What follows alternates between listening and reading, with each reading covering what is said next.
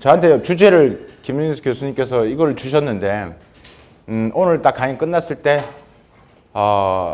그래서 우리 한중 관계가 어떻게 가야 되고 어떤 생각을 가지고 우리 스스로뿐만이 아니라 우리 자식들한테 우리 자손들한테 그러니까 저는 교수님은 뭐 어떻게 보면 과거를 통해서 현재 미래를 이제 관통하시는 분이시잖아요.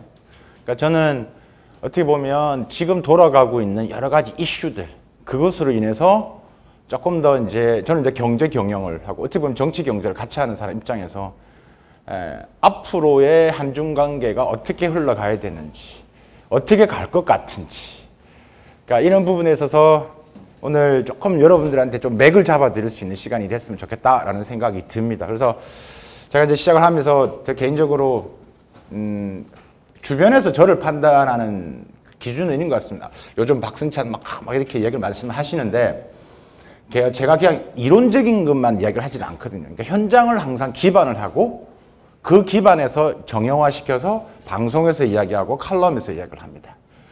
그런 측면에서 제가 우리 김영수 교수님을 좋아하는 게 김영수 교수님도 이론적인 분이 아니시거든요.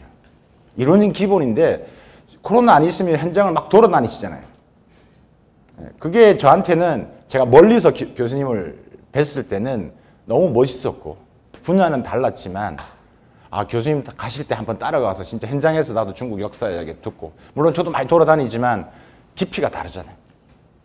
그래서 이론과 실무를 아는 우리 중국 역사 전문가, 사마천 전문가 하면 교수님이신데 그래서 오늘 그런 측면에서 저도 오늘 뭐 의미 있는 저도 강의를 들었고 앞으로도 이 사마천 학회가 좀 더 또 업그레이드되고 성장할 수 있도록 또 제가 할 수 있는 역량들 또 뭐 합쳐진다면 더 좋지 않을까라는 생각이 듭니다. 오늘 제가 할 주제를 이걸 주셨는데 한중 관계 뭐 과거 현재 미래 이렇게 주셨습니다. 그러니까 제가 이제 뭐 대충 뭐 이런 사람이다 보시면 되는데 저는 이제 칭화대에서 공부를 오래 했었습니다. 칭화대 공부를 했고요. 그리고 한국 와서 외교부를 가서 파견대 나가서 중국 북경에 있는 대사관에서 업무를 했습니다. 그러니까 이제 외교 현장에서도 막 뛰어다니고 그러니까 현장을 막 뛰어다녔죠. 그러니까 이제 제가 유학을 갔을 때가 거의 수교되고 제가 중국을 처음 갔을 때가 93년도니까 거의 이제 한중 수교가 됐을 쯤에 들어갔죠. 그게 이제 92년도니까. 그러니까 이제 그때부터 제가 공부를 하고 현장을 뛰고, 계속 이 업무를 하면서, 그 다음에 제가 미국에 가서 미국인 대학원생 대상으로 해서 중국 이야기를 강의를 하면서, 그러니까 미국에서 보는 중국, 한국에서 보는 중국. 그러니까 저는 이렇게 생각합니다. 중국이란 나라는, 결코 가까이서도 봐야 되지만 또 멀리서도 봐야 됩니다. 우리의 단점은 뭐냐면 내가 가봤던 중국을 가지고 다 중국을 판단하세요. 여기 계신 분들 중국 다 가보셨을 거 아니에요. 지금도 그런 말씀 많이 하시잖아요. 중국 가니까요. 아직까지 뭐 화장실에 문도 없고요. 뭐 거지도 많고요. 여러분 미국 가셔도 거지 많습니다. 미국 가서 거지 많습니다. 그러니까 여러분들이 가보셨던 중국을 내가 봤던 중국, 내 눈으로 봤던 중국으로만 생각하시는 거지. 그러니까 저는 드리고 싶었던 말씀이 뭐냐면 중국이란 나라는 워낙 우리가 말하는 이 스펙트럼이 깊고 넓어서 그러니까 가까이서도 봐야 되지만 멀리서도 봐야지만 이해할 수 있는 나라다. 그래서 그런 것들의 변화를 참 사람들이 한국에서는 많이 안다라고 생각하는데 너무 잘 모르시는 것 같다. 요즘은 미국이 중국에 대해서 더 잘합니다. 그러니까 요즘 제가 많이 하는 강의는 오늘 한중 간 강의는 예전에 많이 했고 요즘 많이 하는 강의는 결국 미중 간의 이야기입니다. 미국과 중국이 저렇게 하는데 그래서 한국은 어떻게 되느냐 이야기를 많이 합니다. 그 이야기를 잠시 언급을 하고 제가 그 다음에 한중 간의 이야기를 하도록 하겠습니다. 그래서 저한테 편안하게 강의하는 시간을 주셨기 때문에 오늘 여러분들이 오늘 듣고 앞으로의 방향성 그 다음에 한국 내 여러 가지 이런 굴곡된 잘못된 부분들 제가 이제 더 차이나라는 책을 쓴 배경도 그렇습니다. 이렇게 했을 땐 내 자식한테는 조금 미안하다는 생각이 들었습니다. 그러니까 저는 한국 사람이고 제가 해야 되는 것은 그동안 제가 뛰고 경험하고 보고 느꼈던 것을 어떻게 하면 우리식으로 해서 많은 분들한테 혹은 우리나라 정부 왔다 갔다 하네요. 그래서 전달할 수 있을까라는 생각을 참 많이 했죠. 자, 그래서 오늘 제가 말씀드린 것은 그냥 이론적인 책을 보고 하는 뿐만이 아니라 제가 수없이 현장을 뛰어다니보고 또 뭐 제가 이제 저희도 이제 사단법인 중국 경영연구소를 제가 미국에서 만들어서 지금 한 10년이 넘었는데 제가 달마토를 그 전에 못 갔던 이유는 저희 사단법인 중국 경영연구소 차이나 비즈니스 세미나를 매달 세 번째 주 토요일 날 했습니다. 겹쳤어요. 그게 이제 100개월 정도 저희도 했거든요. 저는 코로나 때문에 지금 멈춰 있는데 그러니까 달마토는 대단하죠. 이렇게 하는데 일단은 여기 계신 분들이 그동안 얼마나 많은 훌륭한 분들의 전문가분들의 특강을 들으셨겠습니까? 그래서 그분들도 들으셨겠지만 또 제가 생각하는 또 있겠죠. 제가 오늘 말씀드릴 주제는 그렇게 이렇습니다. 이거 하기 전에 아까 짱하오 아까 말씀하셨는데 요즘 중국에서 뭐 공동부유 말씀도 많이 들으셨지만 아까 티벳 가시면 그 강아지 개 있죠? 짱하오. 그때 교수님이 짱하오 한 마리를 사주셨으면 지금이 교수님 억대가 아니라요 10억대가 넘습니다. 요즘 중국의 부자들이요 요즘 현금만 안 나고 전부 다 그런 것들 다 모아둡니다. 우리가 미술품 소장하는 것처럼. 그 중에 하나가 지금 아까 교수님 말씀한 짱하오입니다. 저도 아까 그 교수님 강의 들으시면서 저도 이제 그거 받고 그때 누가 그런 말했어. 이거 하나 사두라고. 싸게 준다고 그래서 사가지고 맡겨놓을 걸 이런 생각도 많이 했어요. 갑자기 그런 생각이 또 들었습니다. 요즘 중국의 그러니까 제가 오늘 강의 내용이 아니더라도 오늘 디프리 가서 뭐 중국 사회 여러 가지 궁금한 거 다 물어보십시오. 오늘 시간이 안 되면. 그러니까 이제 제가 이제 평소에 방송이나 이런 거 할 때도 항상 시간이 쫓기잖아요. 그러니까 제가 중국에서 온 지 얼마 안 됩니다, 지금. 제가 격리하고 중국을 그 사이에 못 갔습니다. 2년 동안 못 갔잖아요. 근데 이번에 이제 상하이 그 엑스포, 그러니까 상하이 수입박람회 컨퍼런스 기조발전을 해달라고 해서 가서 겸사겸사 한번 중국의 변화를 느끼고 싶었습니다. 중국의 전력난이 심각하다고 그러는데 그 현장을 한번 가봐야 될 거고 요소수 사태가 어떠한 이슈가 있고 어떠한 문제가 있고 주로 이제 그런 부분에서 저는 현장을 가봐야 되기 때문에 그래서 갔다 와서 격리하고 해서 최근의 변화 중국인들의 뭐 지금 생활의 변화, 사회의 변화 궁금한 게 있으면 언제든 질문을 하십시오. 오늘은 이제 그런 이야기보다는 조금 더 큰 이야기 한중 관계를 좀 해야 되기 때문에 자 그래서 오늘 제가 일단은 시진핑이 중국으로 도대체 어디로 가느냐 이걸 간단히 보고요. 원래는 1번은 없었습니다. 2, 3, 4, 5만 하려고 했어요. 그런데 제가 지금 쓰고 있는 논문도 그렇고 제가 지금 두 번째 지금 출판사에 부탁을 한 게 뭐냐면 내년에 대통령이 바뀌는데 대통령이 통상 외교를 어떻게 될 것이냐. 지금 누가 대통령이 되든 간에 너무나 힘들 겁니다.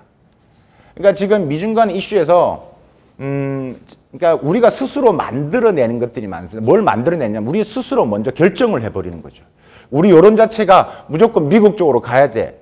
그러면 원래 미국은 생각도 하지 않았고 중국도 생각도 하지 않는데 이렇게 우리 스스로 만들어내면 중국이 당기기 시작합니다.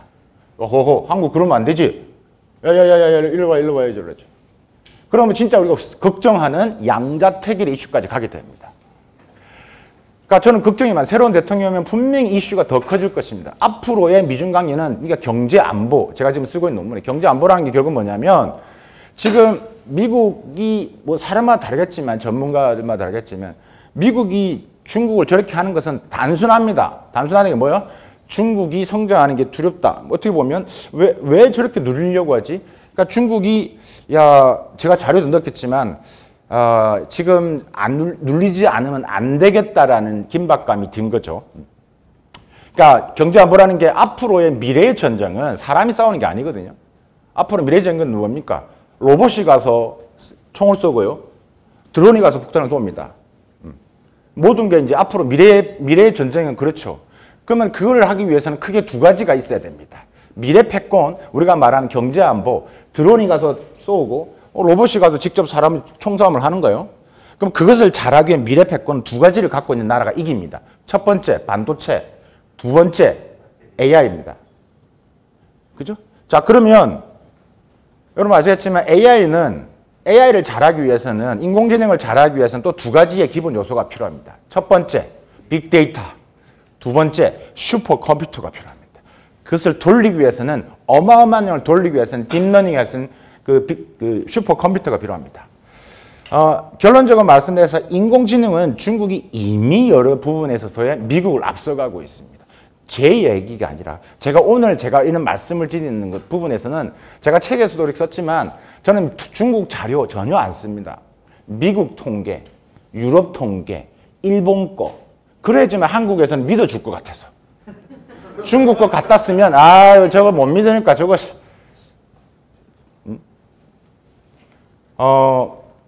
인공지능입니다.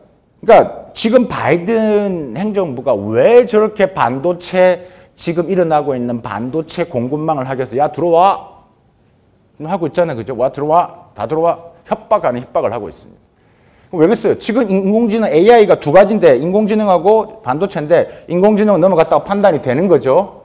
그러면 남은 것은 반도체예요. 반도체를 잡지 않으면 미국은 생각하는 게 지금 경제를 넘어서 패권입니다. 경제. 안보의 넘버원이 미국이 돼야 되는 거예요. 근데 미래의 안보는 과거는 안보와 경제는 따로 갔는데 미래는 경제 안보가 같이 간다는 거예요.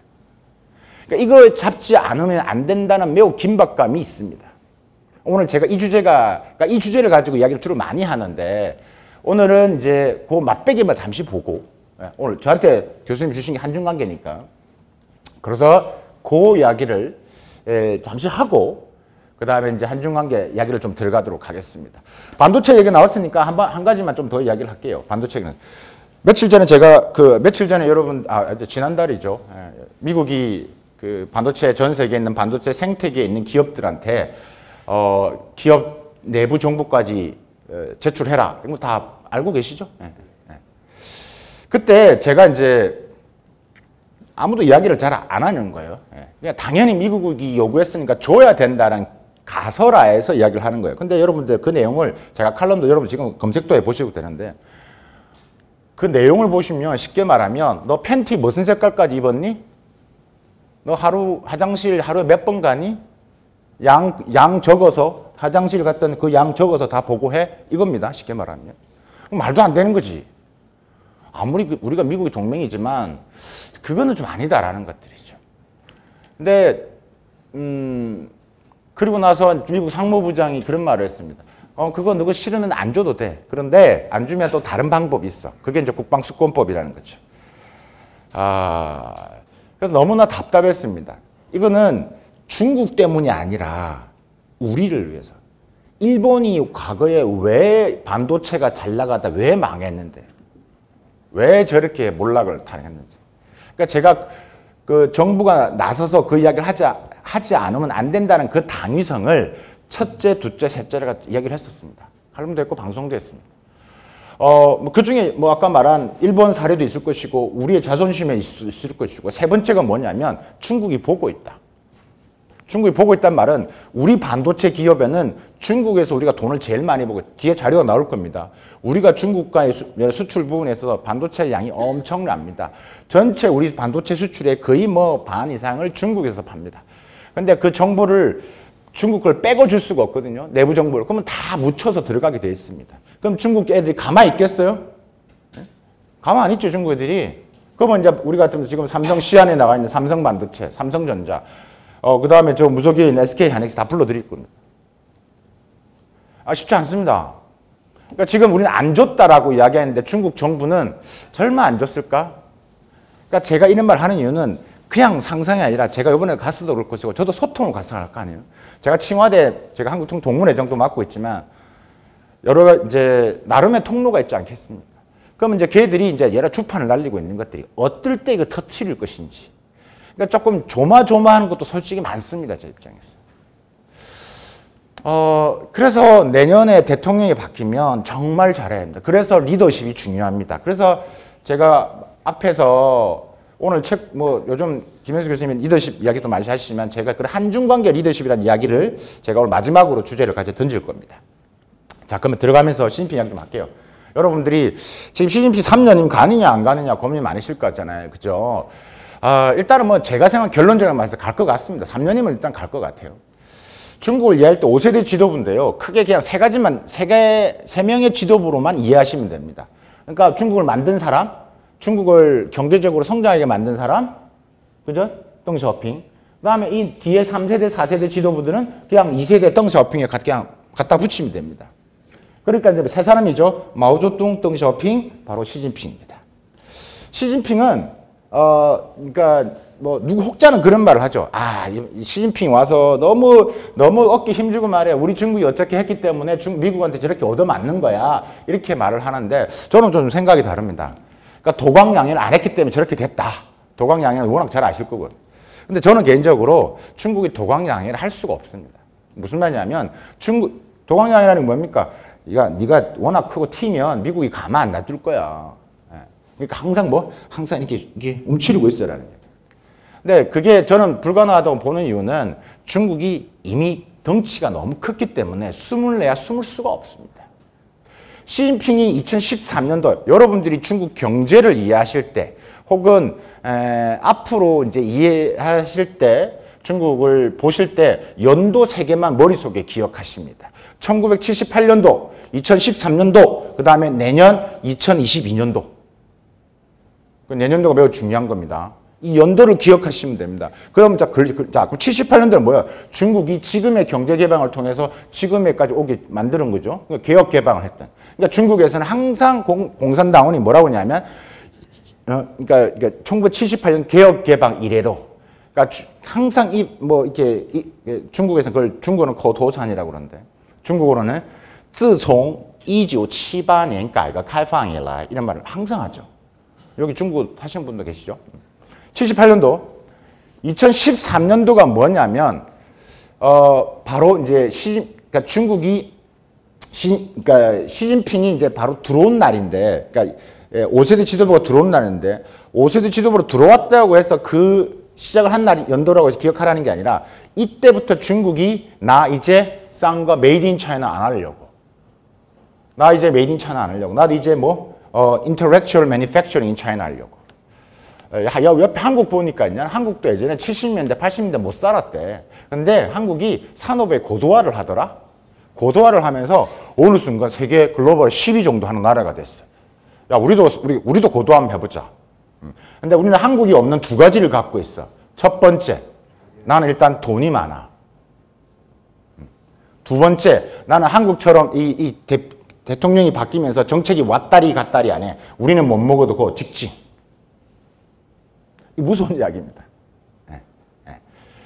이때부터 지금 제가 관심 있는 것은 결국 기술 패권의 이야기고, 그 기술 패권이 뭐라고요? 안보로 가고 있다고. 경제 안보. 그거로 인해서 한중 관계에 영향을 미치고 있다고. 제가 한중 관계 좀 더 말씀드린다니까. 자료 다 있습니다.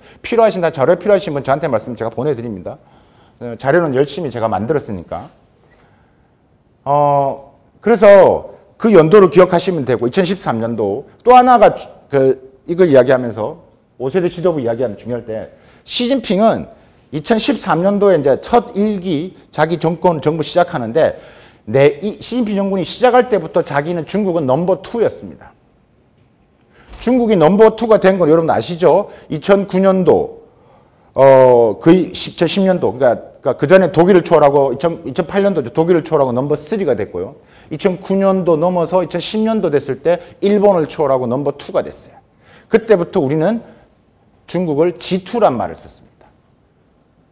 G2란 말을 썼습니다. 그러니까 이때부터 시진핑이 올라왔을 때부터 자기 입장에서는 이미 넘버 2의 입장, 그러니까 세계에서 2번째 2로 입장해서 시작을 했습니다. 그러니까 이 사람은 그렇게 생각했을 겁니다. 내가 바톤을 받았을 때가 자기는 2등이었어요. 2등. 그러니까 할 수 있는 건 뭐예요? 지원을 향해서 가는 것밖에 없어요. 지원을 위해서 가야 되겠죠. 또 하나, 2025년도 내년을 꼭 기억하셔야 돼요. 내년도는 매우 중요한 년입니다. 한중관계 30주년. 우리가 그래서 오늘 저한테 이 강의를 맡길 수도 있는데, 한중관 30주년, 수교 30주년도 있지만, 시진핑, 그러니까 20차 당대회라는 걸 합니다. 그래서 이제 시진핑 3연임으로 간다. 그게 내년 10월 달에 20차 당대회에서 결정이 되는데, 그 분수령에서 큰 변화가 일어날 것 같다. 그 말의 의미는 중국 내부적으로도 지금 정쟁이 좀 만만치가 않습니다. 정쟁이라는 건 무슨 말이냐면, 중국은 지도자가 되려면 나름의 룰이 있어요. 집단 룰이라는 게 있거든요. 그러니까 여러분 들어보셨겠지만, 여기서 보시다시피 상하이방, 그 다음에 우리가 흔히들 말하는 청년 공산당원들이 모인 공청단, 그 다음에 태자당. 그러니까 돌아가면서 하는 게 기본적인 룰이었다고요. 그렇죠? 그게 룰이었다고요. 그러면 당연히 시진핑 주석의 태자당 다음에 누가 돼요? 상하이방이 돼야 되는 거예요. 그럼 이 사람이 연임을 한 번 더 한다 그러면 어떻게 되겠어요? 저기 별로 안 좋아하겠죠. 그죠? 그러니까 이제 내부적으로 여러 가지 이슈가 있는 거라는 거죠. 이제 그걸 이제 저는 여러 가지 이제 지금 올해 특히 많이 일어났었던 이슈를 가지고 이슈를 덮는다라고 지금 중국 내에서 우리가 올해 특히 많은 규제들이 있었잖아요. 그 규제들이 뭐 그냥 단순하게 그걸 뭐 알리바바를 어쩌고 알리바바를 규제한다 이렇게 보시면 안 되고 매우 깊은 의미가 있다라는 것을 좀 이해를 하셨으면 좋겠습니다. 그 중에 하나다라고 보시면 될 것 같습니다. 그래서 이제 78년도, 2013년도를 기억하시면 되고 왜 안 넘어가죠? 안 넘어간대. 예, 좀 눌러주십시오. 예. 자, 그래서 이게 이제 2013년도가 매우 중요한 연도라고 했죠. 2013년도가 중요한 연도가 했을 때 이렇게 생각합니다. 중국은 시진핑이 왔을 때 딱 바톤을 2등으로 했다고 그랬죠. 2등을 하면서 시진핑이 이런 생각을 갖고 있었다는 이야기죠. 원래 중국 1등이었다. 그죠? 그러니까 지금 여기 보시면 아시겠지만 1793년처럼 파티를 한다 이거죠. 여러분들 역사 공부를 정말 열심히 하셔야 되는 이유가 정말 많습니다. 뭐 그거는 나중에 또 뭐 저녁 뒤풀이 시간에 또 이렇게 말씀드릴 수 있겠는데 여기 보시면 아시겠지만 이 영국의 더 이코노미스트라는 잡지에 이건 두 가지 의미가 있습니다. 그러니까 첫 번째는 그러니까 아까 제가 말씀드렸다시피 1793년도에 돌아가니까 내가 원래 있어요. 1793년도는 그 청나라 때죠. 그죠? 걸륭 때죠. 그러니까 이제 중국이 전 세계 GDP 한 32.9%를 하고 있을 때. 그러니까 이제 말은 안 하지만 내가 원래 1등이었다고 그죠. 내가 2등으로 바톤을 받았지만 내가 원래 1등이었다라는 거죠. 이제 가겠다라는 생각이 있는 거죠. 그러니까 보이는 거죠. 1793년도라는 게. 두 번째, 이 갖고 있는 이 샴페인을 보시면 되죠. 샴페인. 그죠? 샴페인. 근데 중요한 건 또 하나의 반대급조 이야기 있습니다. 자, 청나라가 어떻게 하면 아시다시피 여러분들 신의 혁명을 통해서 아편전쟁이 일어나고 청나라가 그렇게 멸망을 합니다. 그럼 지금의 신중국, 중국도 그렇게 멸망을 할 수 있다라는 메시지를 지금 던지고 있는 겁니다. 더 이코노미스트에서는. 제 말 이해되십니까? 네. 자, 어쨌든 그 중심에는 시진핑이 있는 거죠. 그래서 2022년도, 자, 1978년, 2013년도, 2022년도를 내년에 엄청 중요합니다. 그래서 우리 내년 달마토는 매우 중요한 의미의 행사를 많이 해야 될 것 같아요. 진짜 좀 깊이 있는 공부를 더 많이 해야 될 것 같아요. 저보고도 뭐 시진핑이 어떻게 될 거야 많이 물어보시죠. 그런데 어쨌든, 이제 앞에서 말씀드렸던, 그러니까 중국의 앞으로 가는 방향, 2013년도가 메이드 인 차이나 안 하겠다 말씀드렸죠. 그래서 intellectual manufacturing in China. 이제 중국도 산업의 고도화를 하겠다. 그래서 2013년도 뭐가 나옵니까? 중국 제조 2025가 나옵니다. 요즘은 중국 제조 2025 말 싹 들어갔죠? 안 씁니다, 잘. 여러 가지 이제 서서히 이제 그러니까 괜히 자극하지 않으려고 하죠. 사실 지금 제가 한중간에 가기 위해 설명이 조금 길어지는데 지금 매우 긴박한 상황입니다. 중국은 지금 여러 가지 입장에서 어려움이 큽니다. 미국이 중국을 때려서 그런 거는 별로 중요하지 않고 지금 일단은 중국은 내부적인 요소가 제일 중요합니다. 14억 명만 있으면 뭐 트럼프, 뭐 바이든 할아버지가 와도 중요하지 않아요. 그죠? 근데 지금의 핵심의 아젠다는 뭐냐면 유럽이 자꾸 이제 미국 쪽으로 가고 있다는 데 문제가 있습니다. 그러니까 유럽의 변수가 매우 큽니다. 그래서 지금 머리가 좀 아프죠. 중국이 좀 아픈 거. 요번에 가서도 그걸 많이 느꼈고요.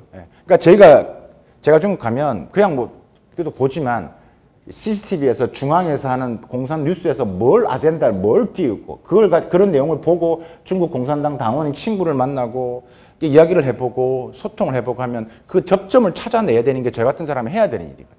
그걸 잘 쉽게 정리해서 많은 분들 알려드려야 되겠죠.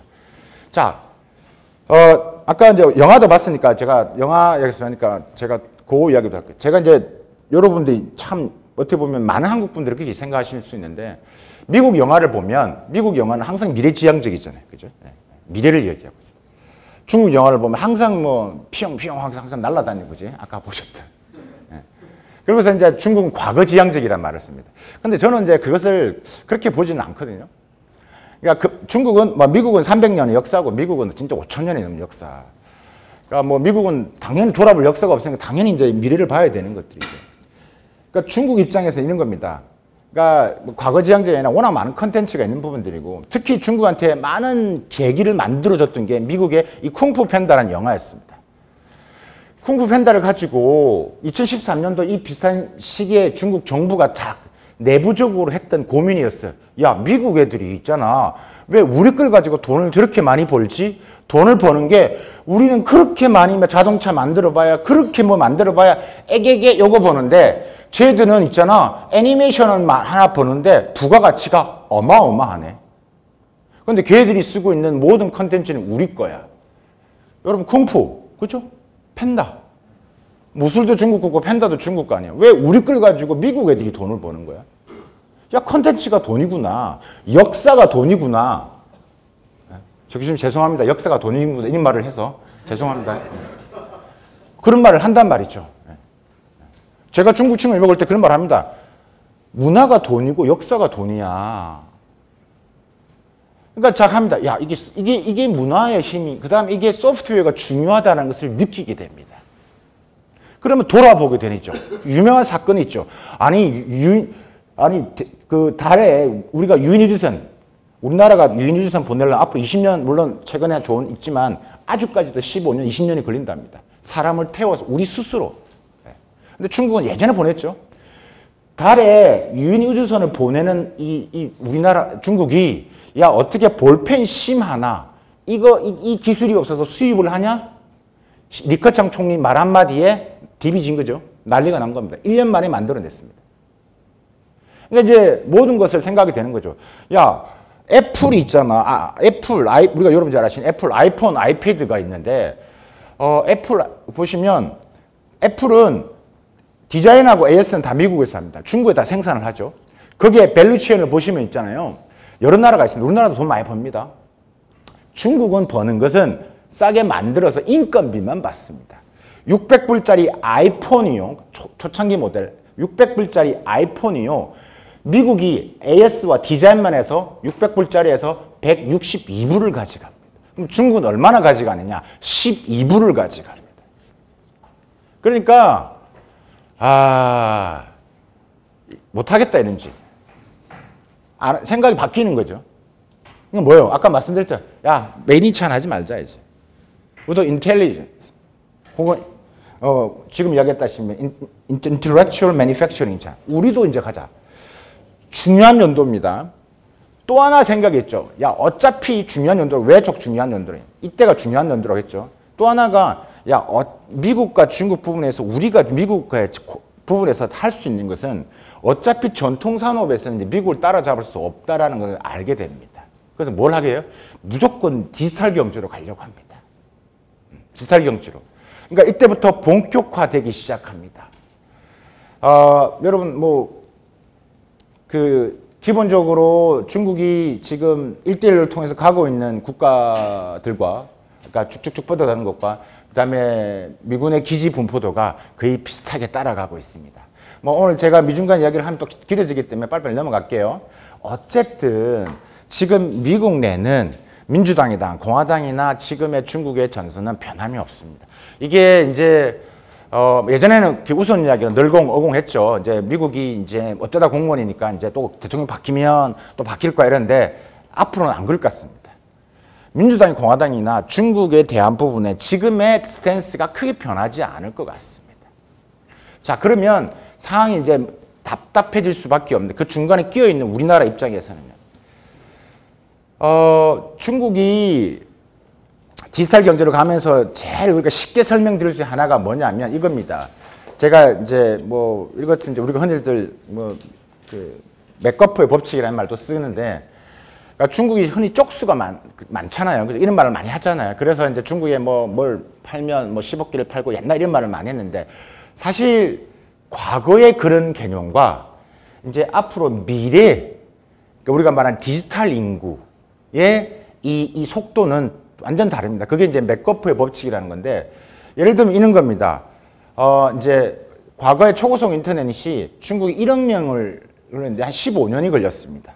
스마트폰이 중국에서 1억 명 사용자 하는데 3년이 걸렸습니다. 쭉쭉쭉쭉 보시면 됩니다. 그러니까 점점 빨라진다는 이야기죠. 여러분 잘 아시는 틱톡. 틱톡이 1억 명 모으는데 거의 한 달 걸렸습니다. 이 말이 뭐냐면 중국의 스마트폰 사용 인구가 13억 명입니다. 그러면 이 기하급수적으로 이 디지털 모델들이 사업 방식들이 소프트웨어들이 새롭게 방식이 나오는 것들이죠. 그래서 우리가 지금 그러니까 예를 들면 이런 겁니다. 우리가 지금 보는 틱톡이 미국의 그 정부 입장에서는 미국 애들 1억 명이 틱톡을 가지고 노는 걸 보면서 얼마나 답답하게 생각했어요. 그죠? 근데 이게 중국이 만들어내는 가장 무서운 부분들인 거죠. 그러니까 이제 1억 사용자에 도달하는 시간을 보시면 이게 이제 뭘 하나 성공을 하면 엄청 빨라지는 것들이죠. 반도체 뭐 여러 사람이 말했지만 저희가 예전에 썼던 칼럼 중에 이런 이야기 있습니다. 그러니까 중국은 어떻게 한편으로는 이 생각합니다.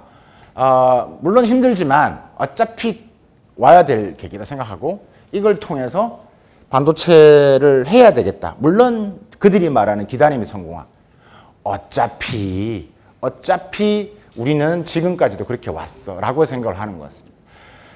이게 지금 과거의 반화해 연대가 중국의 반도체 굴기를 더 앞당기는 계기는 분명해 보이고요. 지금 그렇게 가는 것들이고 뭐 보시면 될 것 같고 결국은 이제 우리나라 이야기를 좀 할 건데 제가 이제 앞으로 이런 변화들이 왜 생겨나고 다음에 경제 안보 전쟁, 미국은 왜 조급한가? 그냥 팩트, 자료를 보시면 뭐 알 겁니다. 그러니까 미래 4차 산업혁명 부분에 있어서의 제가 이제 이쪽 분야에서 책을 또 많이 이야기를 했었고 또 이거를 통해서 제가 많은 대한민국 정부나 국회의원들을 불려가면서 이야기를 참 많이 했었습니다.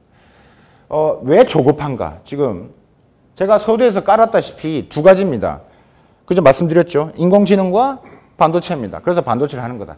제가 이제 올 초에 이제 TVN에서 했던 여러 가지 이제 그 미래 수업에서 이야기를 비록 강조를 했죠. 이 접니다. 접니다. 예, 방송국이니까 옷을 이쁘게 입혀주고 막 이래서 분장도 이쁘게 해주고 막 그랬어요. 중국의 전략은 제가 이때 부분에 내가 이때도 강조 국가안보와도 연결된 AI 기술이라고 말씀드렸습니다. 그러니까 저는 이 현장을 정말 많이 봤거든요. 그래서 그걸 이제 풀어 쓰려고 책에서 노력을 많이 했고, 이게 정말 오늘 여러분들한테는 어떻게 보면 이해를 좀 하시는 중요한 하나의 계기가 될 것이고, 여러분들이 중국에 대한 여러분들은 좀 덜 하시겠지만, 대한민국에 있는 많은 분들은 아직까지 이런 편견들, 그다음에 보도된 여러 가지 잘못된 것들, 그죠? 그런 것들에 대해서 조금은 이제 뭐 오늘 강의가 조금은 이제 그런 부분에서 좀 도움이 됐으면 하는 바람인데 미국 대통령이 얼마나 답답했으면 저렇게 웨이퍼를 들고 나와서 이야기를 하시겠어요, 그죠? 다 아까 얘기 말씀드린 두 가지 중에 아까 뭐 반도체밖에 없는 거 이제는 이제 AI는 넘어갔다고 얘기했죠. 슈퍼컴퓨터도 지금 중국이 한 300대, 미국이 한 150대 정도 갖고 있습니다. 그러니까 2배가 정도 되죠. 지금 이제 이런 겁니다. 앞으로는 이렇게 될 것 같습니다. 저는 개인적으로 이렇게 될 것 같습니다. 결국은 뭐냐면 그러니까 자 나눠집니다. 과거의 전통 산업은 잘 안 될 것 같습니다. 그러니까 디커플링이 잘 안 될 것 같다고. 그러니까 미국과 중국은 계속 같이 갈 수밖에 없다. 지금 미국 내 상황 좀 말씀드려볼까요? 미국 상황이 안 좋은 거 아시죠? 인플레이션 심하다는 얘기 많이 들어보셨죠? 지금 바이든의 지지율이 떨어지고 있죠. 떨어지는 이유는 뭡니까? 경제가 힘들기 때문입니다. 경제가 힘들다는 이야기는 여러 가지 이유가 있지만 기층에 미국에 있는 서민들, 저도 미국에 살았지만요. 미국 서민들 같은 경우는요, 여러분, 월마트를 가보시면요, 그 월마트의 본고장 미국, 그죠? 월마트를 가보시면 과거에는 메이드 인 차이나가 한 80% 차지했습니다. 지금 좀 내려가서 한 62%? 그러니까 일반 미국에 있는 정말 서민들은 월마트가 제일 싸기 때문에 메이드 인 차이나가 없으면 생활이 힘듭니다. 뉴스에 보도되지 않지만 미국에 있는 많은 기업들이 지금 바이든한테 계속 이야기를 했죠. 빨리 관세를 낮추고 수입을 해야 된다고. 아니면 지금의 미국에 있는 서민들이 힘들다는 이야기를 계속하고 있습니다. 그런 상태에서 인플레이가 계속 올라가니까 점점 지지율이 떨어지는 것도 지금 현황입니다. 지금 미국의 지금 현황부를 말씀드리는 거죠. 자, 그것도 알아두시고 앞으로 이렇게 될 것 같습니다. 그러니까 미국 중심의 테크놀로지 권역과 과거는 분리가 안 될 것 같고 트럼프가 아무리 때려도 미중 간의 무역은 더 늘어났으니까. 근데 이게 수입이 좀 덜 되긴 했지만 어쩔 수 없이 그래도 중국을 써야 되는 상황. 자, 그럼 미래는 어떻게 될 것이냐? 미래는 뭐요? 기술 이야기니까. 미래는 결국은 탈동조가 될 것 같다. 그러니까 미국 중심의 테크놀로지 권역과 중국 중심의 테크놀로지 권역으로 나눠질 것 같다고요. 그럼 나눠지는 건 다 오케이, 다 좋은데 그럼 우리는 어떻게 되냐고요. 우리는 어떻게 되냐. 우리는 미국 보조에 맞춰야 돼요. 중국 보조에 맞춰야 돼요. 근데 지금 여러 가지 미래 기술의 부분에 있어서 아까 말씀드렸다시피 특허나 논문이나 미국의 우리가 흔히 말하는 글로벌 와이퍼라고 하는데 세계 지식재산권 기구의 통계에 의하면 통계 수치가 미국보다 훨씬 더 많습니다.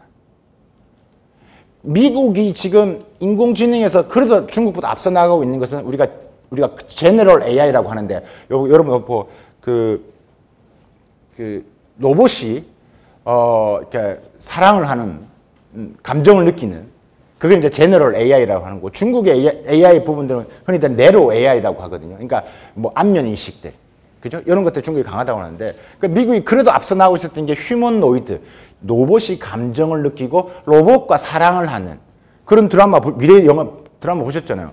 근데 그거를 또 잘하기 위해서는 뭐예요? 많은 사람의 감정과 사랑이 전부 다 데이터화 시켜야 되는 거예요. 근데 중국이 하고 있는 거죠. 네, 중국이 하고 있는 거죠. AI는 데이터의 싸움이라고 했어요. 이세돌하고 여러분 아시겠지만 뭐 알파고 할 때 왜 알파고 이겼어요? 인간이 둘 수 있는 모든 수를 다 알고 있거든. 그 순식간에 빨리 치고 나가면 되는 거거든요. 그러니까 이제 급한 거죠. 그래서 이제 좀 전문 용어로 상호 오전송의 무기화 이런 말을 또 쓰기도 합니다. 미국이 그동안 갖고 있던 앞서갔던 기술 부분, 인터넷 부분에 있어서의 연결되어 있는 망에서 중국과 연결되는 망에서 그것을 무기화시켜서 중국을 쏜다는 이야기입니다. 그러니까 중국은 그걸 피하기 위해서는 뭐 해야 되겠어요? 미국과 빠이빠이 짜이쩌는 해야 할 수밖에 없는 구도라는 거죠. 자, 뭐 이렇게 됐을 때 그럼 우리는 어떻게 해야 되느냐가 이제 가장 관건인 거죠. 자, 제가 뭐 짧게 한 20분 정도의 간단하게 이제 뭐 이런 흐름 방향을 말씀드렸고 궁금한 것을 또 말씀드릴게요. 한중간에 이야기를 좀 하겠습니다. 그럼 이제 오늘 본격적으로 한정수교 지금 뭐 제가 이제 예전에 그전 때부터 뭐 박근혜 대통령 전에 뭐 많지만 한참 사드 터지기 전에 그죠? 예, 우리 천안문 올라가서 했던 건 전승절 기억나시죠? 그때 제가 이제 방송하실 때도 거기서 어떻게 생각하냐 막 했던 방송했을 때 사진인데 많은 일이 있었죠. 우리한테는 그죠? 예, 많은 일이 있었습니다. 제가 이제 오늘 뭐 정치, 경제, 사회, 문화를 다 할 수는 없지만 그래도 제가 현장에서 많이 현장을 뛰어보고 또 공부했던 부분에서는 주로 이제 이런 경제적인 측면, 산업적인 측면 이런 부분에서 중심으로 설명을 드리겠습니다. 한중관계는 그게 이제 1.0, 2.0, 3.0으로 그게 이렇게 나눌 수 있습니다. 나눌 수 있습니다. 그래서 우리가 한중관계를 볼 때 많은 이제 위기가 있었고 어려움이 있었지만 우리 가장 좋았던 관계가 바로 수교되고 90년대죠. 크게 이제 한중관계를 이제 이렇게 봅니다. 그러니까 90년대 부분에서는 이제 가장 그러니까 한국과 중국은 상호 보완적인 관계. 그러니까 수교되고 우리나라가 경제적으로 중국에 대한 엄청난 많은 의지를 했죠. 지금도 우리나라가 수출을 해서 먹고 사는데 60%가 넘는데 그 수출에 홍콩 포함해서 30%입니다. 우리 수출의 30%를 중국이 차지합니다. 수출의 다변화를 해야 된다. 요즘 이런 이야기도 많이 하잖아요. 요소수 사태. 근데 그거 참 현장감이 없다는 이야기를 제가 방송에서도 이야기하는데. 아니, 기업들이 다른 나라에서 수입을 몰라서 요소수를 수입하는 게 아닙니다. 가격 대비, 물류 대비 그게 경쟁이 있기 때문에 수입을 하는 겁니다. 정부가 보조를 하지 않으면 당연히 이 사태가 지나면 또 중국이 또 이렇게 뭐 수입하는 문제가 없으면 또 중국산을 수입할 수밖에 없습니다. 그러니까 무조건 수입 다변화라는 게 답이 아니라 거기에 대한 구체적인 이게 대안이 없고 무조건 수입 다변화라는 이야기를 하면 현장에 있는 기업들은 매우 답답합니다. 저는 제 뒤에 많은 기업군들이 있습니다. 저를 믿고 따라오는 기업이 엄청 많습니다. 그러면 그 기업들과 소통하면서 어떠한 문제가 있고 그 기업들을 위해서 뭘 해야 되고 내가 나가서 어떻게 떠들어야 되고 내가 정부 사람을 만나서 무슨 이야기를 해야 될 게 분명합니다. 우리는 과거에 보시면 아시겠지만 매우 심플했습니다. 일본에서 어떻게 보면 소재 부품을 수입을 하고 그것을 중간재를 만들어서 중국에 수출을 하는, 중국은 그것을 완제품을 만들어서 미국에 수출하는 이런 나름 이게 상호 보완적인 관계였죠. 그 고리를 먼저 끊으려고 했던 게 바로 일본이죠. 여러분 많이 경험하셨던. 야, 그러면서 느꼈죠. 야, 소재 부품 일본 거 우리가 스스로 자립하자. 그래서 우리가 해냈죠. 해냈죠. 자, 근데 문제는 그 역으로 해냈는데 중국이 우리나라가 중국에 수출하는 게 아까 엄청나다고 그랬잖아요. 엄청나다고 했는데 우리가 중국에 수출하는 것 중에서 화장품 뭐 많이 있지만 우리는 중간재를 제일 많이 합니다. 중간재라는 게 반도체, 장비 뭐 이런 거 있죠. 소재, 그걸 우리가 소재 부품 장비, 그래서 소부장이라고 합니다. 그게 80%입니다. 근데 어떤 문제가 있냐면 중국이 일본이 했던 것처럼 중국이 있잖아. 어떻게 했냐면 소재 부품 장비를 수입하는데 중국이 야 이제 우리도 소재 부품 장비를 이제 스스로 이제 해도 되겠다. 그 말의 의미는 이제 한국산 제품을 조금 드러내야 되겠네. 그러니까 쉽게 말하면 과거 대비 앞으로 대중국 수출이 어쩔 수 없이 떨어지게 됐습니다. 지금 구도라면. 그러면 이제 과거와 방향이 좀 바뀌어야 됩니다. 접근 방법이. 그래서 제가 오늘 마지막에 있는 오늘 제 강의한 PPT의 한중관계 리더십입니다. 그 리더십 이야기인데 마지막에 또 설명드리겠지만 결국 우리 사람이 중요하고 리더가 바뀌어야 되고 그 리더에 따라 새롭게 관계 리더십을 만들지 않으면 지금처럼 가면 앞으로 5년, 10년 내 한중관계는 완전히 바뀝니다. 근데 중국은 이야기하지 않습니다. 중국은 우리 만날 때 항상 이런 이야기합니다. 한국이 필요하니까. 그래서 그게 이제 걱정이, 그 자료가 이제 뒤에 다 왔을 겁니다. 제가 뒤에 있는 자료를 다 나누지 않았어요. 통계 자료가 다 있습니다. 그 통계 자료는 나중에 말씀하시면 제가 보내드릴게요. 그냥 제가 말한 논리와 팩트에 대해서 그 얘기에서는 항상 근거가 있어야 됩니다. 무슨 근거로 그런 이야기를 하시오? 그럼 근거를 제가 이야기를 해야 될 거예요. 그렇지 않겠습니까? 그래서 뒤에 만들어 놨습니다. 한중관계가 3.0인데 그 뒤에 또 설명을 드릴게요. 미리 이제 한중관계 이야기하면서 그 이야기를 잠시 언급을 했던 거고요. 1.0, 2.0, 3.0이라고 했죠. 그러니까 1.0에는 매우 좋았다는 이야기예요. 그죠? 보완적인 관계 뭐 많았습니다. 그죠? 그래서 우리가 뭐 경제 관계로서 뭐 이렇게 설린 우호 관계, 전면적 협력, 동반자 관계, 전략적 협력 이게 이런 것들 뭐 외교 용어는 기억하실 필요는 없고 1.0에서는 매우 좋았다. 상호 보완적. 어떻게 좋았는데요? 어떻게 좋았는데요? 그러니까 쉽게 말하면 싸울 일이 별로 없었어요. 일단 구조적으로 이런 겁니다. 우리는 중국에 농수산물을 수입을 했고 우리는 공산품을 수입을 했어요. 수출했어요. 그렇죠? 그러니까 이제 우리는 중국이 없는 거 우리가 해주고 우리가 좀 이렇게 투자 대비 좀 이제 이게 좀 안 좋은 경제적인 부분이 안 좋은 것들은 중국에 수입을 했어요. 그러니까 이제 사이가 정말 좋았죠. 그래서 상호 보완. 항상 한중 관계를 이야기할 때 상호 보완적인 관계를 많이 써요. 그게 1.0의 시대였어요. 2.0이 들어오니까 중국이 좀 많이 컸어요. 그럼 이제 중국이 이제 많이 성장을 하면서 중국이 이제 IT 산업도 이제 하겠다고 이제 들어오기 시작합니다. 이때까지만 해도 괜찮았어요. 근데 이때까지만 해도 IT 산업을 한다라고 했을 때, 우리는 예를 들면 업스트림, 중국은 다운스트림. 그러니까 좀 충돌이 되지가 않았어요. 그래서 조금은 과거 대비, 앞단계 대비 이때는 조금 심화적인 부분. 그러니까 조금 구체적으로 협력을 더 강화할 수 있는 계기가 됐었어요.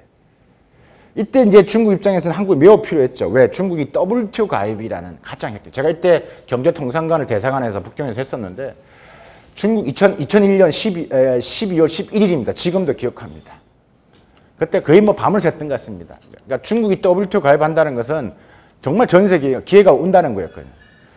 중국의 WTO 가입이 우리 자동차 산업에 미치는 영향, 중국의 WTO 가입이 우리 중소기업에 미치는 영향, 중국의 WTO 가입이 뭐 우리 화장품 기업에 미치는 영향 뭐 다 됩니다. 이때 뭐 예를 들어서 한국에서 경제 경영을 석박사 하셨던 분 전공은 논문들은 대부분 이런 주제였어요. 그만큼 큰 이슈였다고요. 근데 이게 WTO 가입이 중국 입장에서는 어떻게 보면 정말 좋은 기회였고 중국 내부에서는 걱정을 많이 했지만 이게 역으로 중국을 성장시키는 중요한 계기가 됐죠. 미국 입장에서는 잘못된 판을 놓은 거죠. 미국이 중국을 끌어들였기 때문에. 그러니까 뭐 WTO라는 게 그러니까 중국이 없으면 안고 없는 찐빵이기 때문에. 당연히 이제 했던 부분이죠. 자, 이렇게 하고 이제 3.0 시대로 넘어갑니다. 이게 이제 우리가 지금 목도하고 있는 부분들이죠. 그죠? 한중 FTA도 발의를 했고, 여러분이 뭐 그 전에 뭐 김현수 교수님께서 뭐 사드 관련된 뭐 말씀은 참 우리가 모른다. 저도 그 동영상 다 봤지만, 뭐 오늘 그런 얘기까지 하려면 또 길어지고, 저는 이제 경제적인 부분 혹은 산업적인 부분만 좀 더 이야기를 하도록 하겠습니다. 그러니까 이제 우리가 중국을 아는 게 너무나 이게 단층적이고 표면적이었다는 거죠. 그러니까 중국을 더 알려면 사실 깊이 있게 하려면 일본이나 어떻게 보면 미국이 하는 것보다 더 아는 게 더 좋은 것 같아요. 그러니까 우리가 중국에 대한 깊이가 오랫동안 만났는데 이게 좀 아니었다라는 생각이 너무너무 많습니다. 그러니까 나타나기 시작한 거죠.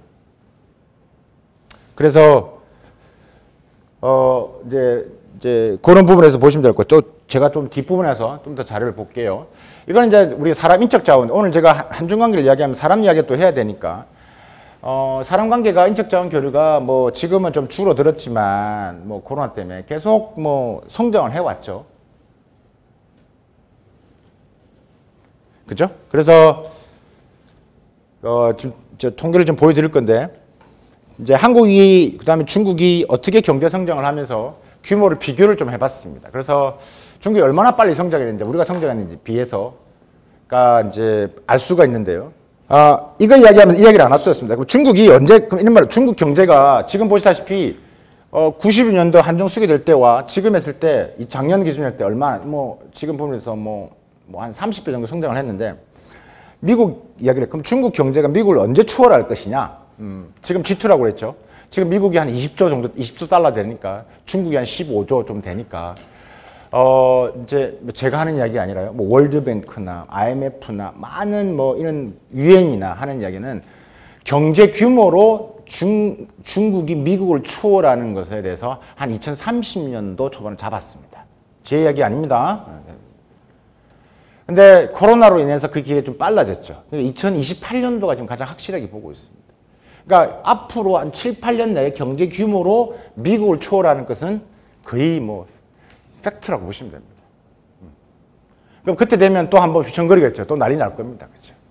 근데 물론 중국이 경제 규모로서 미국을 초월한다고 중국이라는 나라를 선진국이라 하지는 않지만 많은 변화가 일어나고 있습니다. 제가 이제 뭐 칼럼의 습중에도 뭐 있지만 중국은 지방마다 역사와 스토리가 다르고 중국에는 뭐 제목도 쓰지만 제가 중국인들 사이 지역 감정도 있고요. 중국인들은 그런 게 있는 것 같습니다. 예를 들면 말은 하지 않지만 뭐 당신 어디 고향 뭐 어느 출신이라면 기본 선입견이 있습니다. 예를 들면 당신이 복건성 사람이라면 말은 하지 않지만 돌면서 저 사람들은 어쩌고 저쩌고 이런 생각을 갖고 있다는 이야기죠. 그러니까 우리가 중국을 통으로 보는 것은 매우 제한적이고 그다음에 여러분들이 앞으로 이제 하실 때는 내가 아는 중국 친구가 있다 이런 말도 하시면 안 되고 내가 중국 상하이 친구가 있다, 베이징 친구가 있다 이런 식의 표현이 정확할 것 같습니다. 그러니까 저는 유채도 관리를 그런 식으로 합니다. 그러니까 똑같은 컨셉을 공유를 하면 분명히 뭐가 하나 문제가 생깁니다. 자꾸 이제 왔다 갔다 하니까 이게 자, 그래서 이제 빨리 넘어갈게요. 이런 것도 의미가 없으니까. 이거는 이걸로 제가 여러분들 자료를 나중에 받으시면 참고하라고 이제 보는 건데 어쨌든 한중 관계는 계속 이제 이렇게 이제 성장을 해왔고 규모로 이제 성장을 해왔는데 문제의 핵심은 뭐냐면 아까 제가 말씀을 드렸다시피 이제 국가 경쟁력 일단 뭐 이게 스위스 국가 경쟁력 순인데요. 이제 순위에서 이제 중국이 이제 2012년 그죠? 아까 제가 2013년도를 기억하시라고 했죠. 자, 2012년이 지나 14년이 되면서 중국이 국가 경쟁력에서 이제 넘어서기 시작을 합니다. 그러니까 2013년도 기억하시라고 했죠. 그러니까 이제 시진핑 주석 입장에서 이제 뭐가 하나에 더 이제 거리가 더 많은 거죠. 내가 시진핑. 그죠? 뭐 올해 초까지 이야기해 보면 중국 16위 23위입니다. 이게 뭐 제가 만든 것도 아니니까 제조업 경쟁력 순위, 제조업 경쟁력 순위를 했습니다. 그러니까 전 세계에서 수출 제품을 1등하는 제품 수가 얼마나 되느냐라는 것들이죠. 제조업 경쟁력 순위인데, 그러니까 수출 시장에서 점유율 1등하는 제품들. 두 번째 그래프 같은 경우. 그러니까 예를 들면 이런 거죠. 전 세계에서 수출을 그 품목의 수출을 제일 많이 하는 나라 어디냐라고 했을 때, 우리나라가 예전에는 참 많았는데 우리나라가 1등하는 제품들을 중국이 야금야금 먹기 시작했죠. 그러니까 우리가 전체 수는 점점점 줄어들고 있습니다. 우리는 새로운 영역에 또 1등하는 제품을 만들기는 하지만 전체적인 총량에서는 계속 줄어들고 있다. 그러니까 이제 그런 부분들, 그 다음에 뭐 500대 기업 수나 R&D 1000대 기업 수나 이런 것들에 대해서는 뭐 데이터가 나와 있고 제가 더 차이나라는 책을 쓴 배경에 대해서도 이제 이런 것들을 설명을 하고 있는 건데 우리가 좀 제대로 좀 알고 있어야 되고 내가 경험한 중국이 그렇지 않던다라고 이야기하시면 안 된다고 분명히 말씀드립니다. 그런 착시 현상에 빠지시면 중국이 제대로 안 보인다는 이야기예요. 그러니까 아까 말씀드린 저는 가능한 돌아다니려고 합니다. 저 밑에도 가보려고 하고요. 저 위에도 가보려고 하고요. 그러니까 이제 항상 이야기죠. 상하이에서 주재원으로 좀 했습니다. 예를 들면 저는 상하이에서 뭐 예를 들면 어느 지역에서 유학을 했습니다. 소왓이죠. 내가 경험한 상하이, 내가 칭다오에서 5년 살았는데 그때 5년 이야기를 지금 하면 의미가 없다는 이야기지. 제발 그걸 벗어버리시지 않으시면 중국이 눈에 안 들어옵니다. 2018년 기준인데요. 이게 2020년대로 완전히 뒤바뀌었습니다. 제가 이거는 바꾸지는 못했는데 여기 보시면 우리가 흔히들 말하는 미래 4차 산업혁명 부분에 있어서의 중국이 다 미국을 앞서고 있다는 게 보이시죠? AI도 이때는 2018년도에도 삐까삐까했습니다. 근데 2020년도 자료를 보시면 완전히 바뀌어 있습니다. 완전히 바뀌어 있습니다. 그러니까 이걸 뭐예요? 미국 백악관은 매일 본다는 거 아니겠어요? 매일 보고 한다는 거 아니겠어요? 그러니까 이제 야 이거 빨리 안 하면 안 되겠다라는 긴박감이 조급함이 매우 심하다는 이야기입니다. 그러면 저는 이렇게 봅니다. 뭐 지금 미국이 할 수 있는 것은 제가 자꾸 이제 미중 간에 한중 간을 같이 끼는 이유는 뭐냐면 우리가 지금 미국과 중국이 같이 끼어 있는 거기 때문에 이 둘 이슈를 같이 보셔야지만 한중 관계를 맞출 수가 있다는 이야기입니다. 지금 구도가 그래요. 지금 미국이 할 수 있는 것은 중국의 가장 약점을 때리는 것밖에 없는 겁니다. 중국의 가장 약점이라는 게 결국 뭐겠습니까? 중국이 지금 갖고 있는 레드라인들. 중국은 역사적으로 분리, 독립, 그 알레르기가 있죠. 그러니까 계속 그걸 끄집어내는 겁니다. 뭐 인권 문제, 그죠? 민주적 보편적 가치 문제. 그걸 가지고, 그러니까 경제적인 이슈로 중국을 때릴 테니까 나한테 붙어라고 했을 때 붙는 나라가 별로 많지가 않았다는 이야기입니다. 예를 들면 이런 겁니다. 미국의 동맹국이란 나라가 보통 어떻게 했냐면 한 60개 나라 플러스 뭐 알파. 우리나라가 대표적이죠? 미국 동맹이잖아요. 그렇죠? 보통 60개 플러스 알파예요. 그러니까 조금 더 많을 수도 있어요. 중국이란 나라를 경제 규모로 1등으로 삼고 있는 나라. 110개국 플러스 알파. 우리나라 대표적이죠? 우리나라 경제 1등이잖아요. 그러면 이제 그 많은 나라에 야 내가 중국 때리니까 나한테 붙어. 아 이거 붙기는 붙어야 되는데 이래 했다가 또 나중에 중국과 이것도 막 머리 아파지는데 어떻게 해야 되지? 그러니까 이제 상황이 매우 지금 복잡해지고 있는 것들이죠. 근데 그렇게 해서 이제 그걸 안 된다는 걸 트럼프 때 하면 그 신식 방법은 안 된다는 것을 바이든은 본 거죠. 그러니까 그 방법 안 씁니다, 바이든은. 어떻게 써요? 아까 말씀드렸던 것처럼. 중국의 약점만 돼요. 아픈 데만 자꾸 때리는 거예요. 아픈 데만. 2019년 코로나를 떠나서 계속 떨어지고 있어요. 그러니까 한중 교육 규모가 계속 떨어지고 있는 것은 하나의 팩트고요. 우리나라 수출 의존도는 아무리 그렇게 해도 잘 안 됩니다. 일단은 반도체 수요가 중국에 딱 꽂혀 있기 때문에. 그렇지 않습니다. 우리나라 화장품 수출, 우리나라 화장품, 저희 연구소의 회원사 중에 화장품 기업이 많은데 화장품 기업, 우리나라 글로벌 수출 중에서 63.5%가 중국입니다. 우리나라 화장품이 중국에 제일 잘 팔립니다. 어쩔 수가 없는 거예요. 그러니까 지금 이런 부분들 제가 보시면 되는 거예요. 그러니까 이제 중국 입장에서는 우리 제품이 어떻고 한국 교육부 중에서 중국 순위가 어떻고 다 1등이죠. 다 1등이죠. 우리는 중국이 무역, 투자, 수출, 수입 다 중국 1등. 중국 교육국 중에서 이제 한국 순위는 이제 4위, 3위 이렇게 되는 것들이 있죠. 이제 입장에서는 그만큼 선택할 수 있는 대체 가능한 한국 제품들이 반도체를 제약으로 많다라는 것들이죠. 수출 품목이기 때문에 이거는 그냥 참고로 보십시오. 그냥 반도체 부분인데 이것도 이제 이렇게 큰 단위 위주로 했기 때문에 여러분들이 안 와닿을 수 있는데, 그러니까 반도체 부분이 그만큼 크기 때문에 지금 우리 앞에서 제가 말씀드렸던 지금 미국이 반도체 생태계를 공급망 만들려고 하니까 지금 이제 한국의 대표적인 기업을 끌고 가려고 하고 그 기업들은 미국에 가기는 가야 되겠지만 중국이라는 시장이 있기 때문에 이런 요소 중에서 어떻게 갈 것이냐는 고민이 많은 것들이죠. 제가 좀 이제 근데 앞으로 지금 이제 부분에서 이제 조금은 대충 교육 관계를 이야기했다면 지금 좀 서비스 분야 교육을 좀 이야기를 해볼게요. 한중 간의 서비스 부분에서는 사실 과거에는 별로 크지가 않았습니다.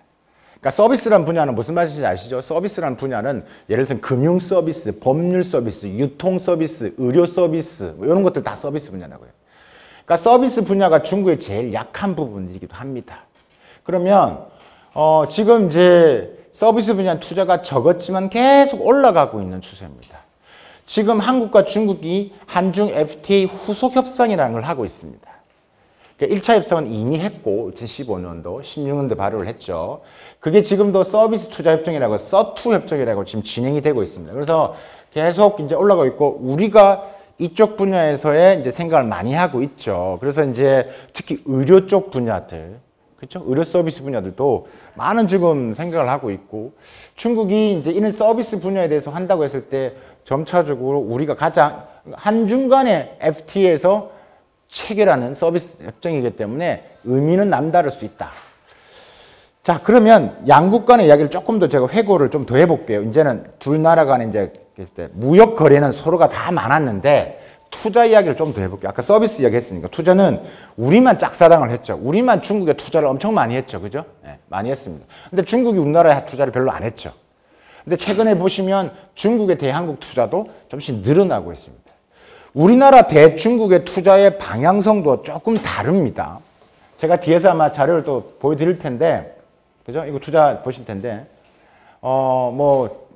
지금 이제 서비스업도 중국의 대한국 투자가 서비스업 중심에서 제조업 투자, 증가하는 추세에 있다라는 것들.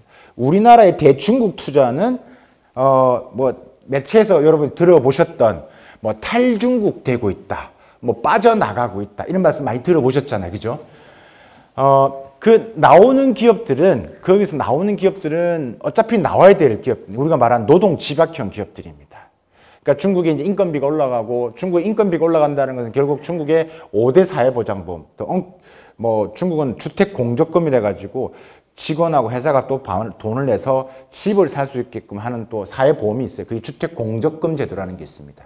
그럼 어떻게 이렇게 따지면 6대 사회보장보험을 들어야 되는 거예요.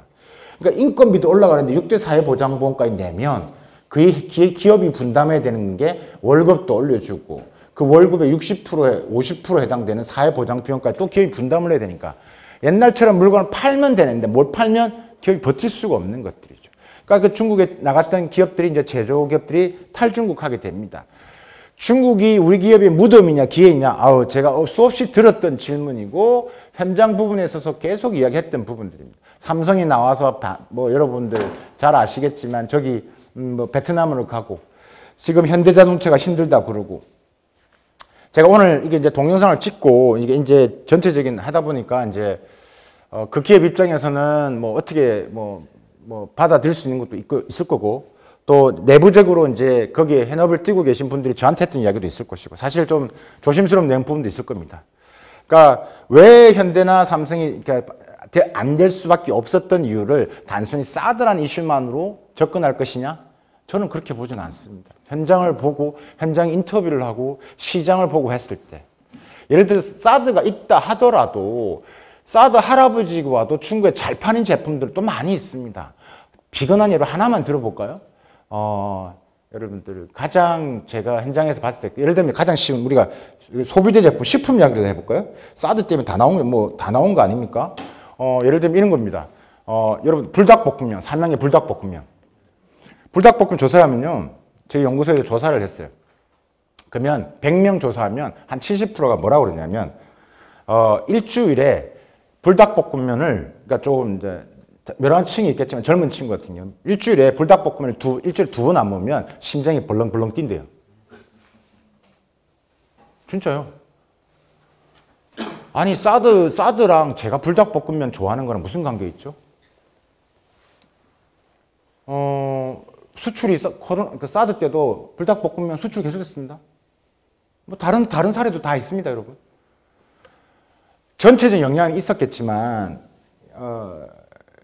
그게 이제 정부의 정책적인 그러니까 정부의 스탠스와 또 이렇게 돌아가는 시장은 조금 더 다를 수 있습니다. 그러니까 너무 그거를 가지고 보고 판단하시면 안 된다라고 말씀을 드린 거고 나름의 이유가 있었다라는 말씀을 꼭 드리고 싶고 제가 이 표를 넣은 것은 이제 중국 아까 기술적인 이야기를 하면서 기술이 성장하면서 지금 이제 미국과의 기술 패권을 다투고 있고 앞으로 경제 안보를 두고 미국과 중국이 지금 앞으로 갈 것이고 두 개의 테크놀로지 권역으로 간다고 해서 이런 지금 분위기.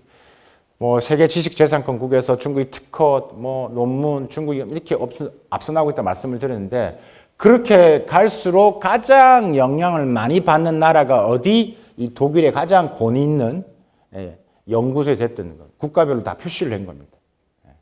제 책에도 자세히 설명했지만 중국이 저렇게 계속 저렇게 갔을 때 가장 위험한 국가가 어디?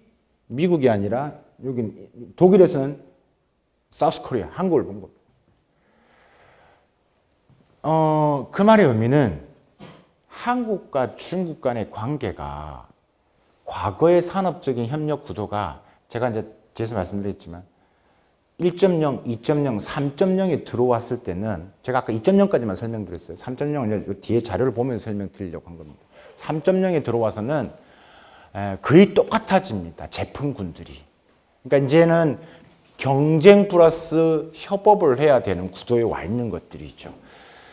자, 그런 경우 있기 때문에 이제 아까 제가 이걸 보여드렸던 거고, 그래서 독일의 가장 정책 연구소에서 중국이 저렇게 기술로 성장했을 때 가장 영향을 받는 나라가 한국일 것이다라고 이야기를 했던 거죠. 우리나라 정경련에서 이런 말을 했습니다. 그러니까 뭐 한국이 먹이 살렸던 18대 수출 산업 중에서 반도체 디스플레이를 빼고 이제 거의 중국이 앞서가고 있다. 우리나라 정경련에서 이렇게 얘기를 한 거예요. 뭐 이렇게 기사가 많죠. 우리나라가 세계 1등하는 품목이 자꾸 줄어들고 있다는 이야기 지금 앞에서 말씀드렸어요. 중국이 우리 걸 자꾸 이제 갈아치고 있습니다. 자, 제가 이제 이 장에서 그래서 앞으로의 한중 간의 관계가 어떻게 가야 될 것이냐라는 것들이죠. 그죠? 지금 이제 우리가 이제 결국은 중국과 경쟁을 하면서도 협업을 만들어야 내야 되는데, 근데 이걸 기술적으로 드라마틱하게, 테크니컬하게 잘하기 위해서는 결국 뭡니까? 아는 리더가 필요한 겁니다. 과거하고는 전혀 다르기 때문에. 그러니까 답답한 것은 지금도 그렇지만, 그러니까 미국 기준에 중국을 갖다 들이대면 잘 안 보인다고요. 그러니까 이제 과거에는 그게 먹혔는데 지금의 중국은 그런 잣대를 보면 이제 힘들어지는 거죠. 그러니까 이제 한중 관계 부딪힐 경쟁 구도 속에서는 이제는 새로운 리더십이 좀 필요한 겁니다. 이제 중국을 아는 리더십, 한국과 중국과의 관계 리더십을 아는 전문가가 필요한 것들이죠. 그러니까 저는 이제 제가 뭐 제 연구소도 이제 중국 경영연구소도 지금 아까 차이나 비즈니스 세미나를 100개월 정도 했습니다. 한 달에 한 번씩 100개월을 한 겁니다. 그냥 9년 한 거죠. 그러니까 하면서 제가 이제 기업 사례를 저희는 모셔오고 항상 교수님이 강의를 하시는 것을 제가 항상 또 일부 강의를 합니다. 매번 다른 주제를 가지고. 그러면서 제가 느낀 게 얼마나 많겠어요. 매번 이슈를 가지고 하기 때문에. 정말 저희 할 때도 항상 꽉 찹니다. 뭐, 목포, 뭐 대구, 대전, 제주도. 눈빛이 그 대표님들, 어쨌든 중국에 사업을 해야 되고 돈을 벌어야 된다는 그 눈빛. 제가 했던 방향은 뭐냐면, 중국은 이렇게 변하는데 항상 과거에 집중했습니다. 제가 아는 분들이 뭐 사업할 때 이랬었고요. 뭐 이런 사업 방향만 알고 있습니다. 그러니까 사업과 방향과 모델은 그대로고 중국 연구는 항상 그대로인데 중국의 변화를 따라가지 못하는 거죠. 그러니까 가장 대표적인 게 중국인의 변화. 저는 그걸 가장 크게 생각합니다. 결국 저는 항상 사람 이야기예요. 중국인의 변화. 중국인의 변화는 공산당 당원의 변화. 중국 젊은 친구들의 변화. 완전 다릅니다. 그러니까 이런 탈중국 현상에 대해서 우리가 그냥 뭐 아까 말씀드렸다시피 그냥 중국 불확실성 있죠. 해외 글로벌 비즈니스에서 불확실성 없는 데가 어디 있습니까? 그러니까 이미 나와야 될 기업들은 나와야 되는 것들이죠. 제가 예전에 대상을 했던 이제 또 하나가 뭐냐면 야밤도주 하시는 사장님들 잡으러 다니는 게 또 제 일 중에 하나 있습니다. 엄청 슬픕니다. 여러분 야밤도주 뭔지 아시죠? 제가 개인적으로 중국을 엄청 많이 돌아다녔지만 지금도 많이 갔지만 그전에는 얼마나 많이 갔어요. 우리 기업들이 제일 많은 동도 많이 가고 다 많이 갔죠. 그러니까 제가 개인적으로 정말 그래도 안 좋은 추억이 많은 동네가 바로 칭다오입니다. 청도. 칭도 얼마나 맛있는 거 가깝고 그죠? 해산물도 맛있고 있죠. 근데 제가 칭다오를 그러니까 중국인 친구 하면 얼마나 가봤냐고. 언스 가봤다며. 중국에서는 N차 가봤다. 그러니까 수없이 갔어요. 칭다오에 여러분 기업이 많을 때는요. 우리나라 기업이 8,000개 넘게 있었습니다. 제 기억엔 8,400개까지 찍었습니다. 근데 지금은 거의 반도 안 되죠. 한 4,000개 조금 미만일 겁니다. 그 당시 때 어떤 일이 있었냐면요. 아시다시피 이제 막 이제 바뀌면서 우리 기업들, 어떤 기업들이 많이 나갔습니까? 다 우리나라에 이제 뭐 액세서리, 패션, 농구공, 축구공 만들고 이런 노동 집약형 산업들. 그냥 가자 중국입니다. 가자. 가깝잖아. 그러니까 인천 남동공단, 안산의 시화공단 그냥 자고 나면 없습니다. 다 전부 칭다오가 있습니다. 들어보셨죠? 근데 어떤 일이 벌입니까? 중국이 변하는데 중국에서 10년을 사시는 사장님입니다. 만나보면 사장님 이렇게 중국이 바뀌고 있어. 이렇게 이렇게 가고 있는데요. 지금 좀 이제 준비를 하셔야 될 것 같습니다. 중국의 디자인도 올라오고 있기 때문에 사업의 방향성을 트셔야 될 것 같습니다. 지금 있는 이 공장, 이 틀을 조금 더 이 제품이 아니라 다른 제품을 만들 수 있게끔 구조화시키면 될 것 같습니다. 혹은 지역을 만약 이 제품을 계속 하시겠다라면 청도에서 조금 더 안으로 들어가시죠. 지금 인건비 올라가는데 감당하시겠습니까? 옛날에 뭐 그전에는 매년 10억씩 버시는데 지금 5억씩 버시잖아요. 5억 버는데 인건비 오르고 6대 사회보장보험 올라가면 대표님 안 남으시잖아요. 안 남지. 제 말 다 틀린 거 있습니까? 맞지.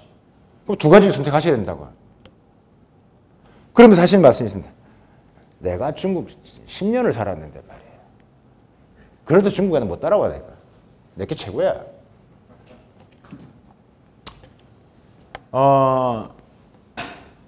그리고 아까 뭐 야밤도둑이 뭡니까? 인건비 못 주고 체불을 하니까 뭡니까? 혼자만 가방 들고 도망가는 야밤도둑입니다.